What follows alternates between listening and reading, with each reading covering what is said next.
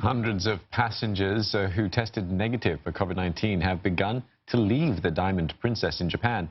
It's a relief for them to be finally going home after a 2-week quarantine, but not so much for the government. Tokyo is now under fire for its handling of the outbreak.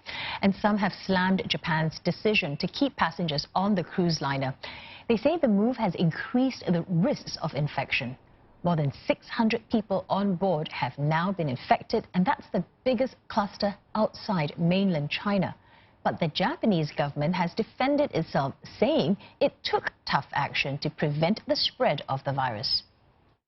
まずは事態のこの緊急性、それに踏まえて我が国として感染拡大の防止に向けて万全の措置を取るとともに、人権及び人道上の観点にも配慮し、関係国とも協力をしながら適切に対応していく考えであります。 Around 500 passengers were allowed to leave the vessel today. Authorities say the disembarkation process is set to end by Friday. Meanwhile, passengers who have tested negative but shared a room with an infected person will have to stay on. Michio Ishida reports. Diamond Princess has been docked here at Yokohama port since February 5th. The passengers could not disembark after a former guest from Hong Kong tested positive for COVID-19 on February 1st. He was on the cruise ship until January 28th. Now, the captain of the ship was informed about the infection on February 2nd. However, events continued on. Buffets were served as usual. Passengers and crew members moved around freely. It was a few days after only that the passengers were put on quarantine and staff given masks and disinfected.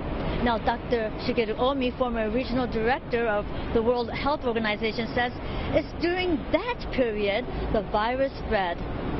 But there's been criticism towards the Japanese government for keeping all passengers trapped in the infected ship.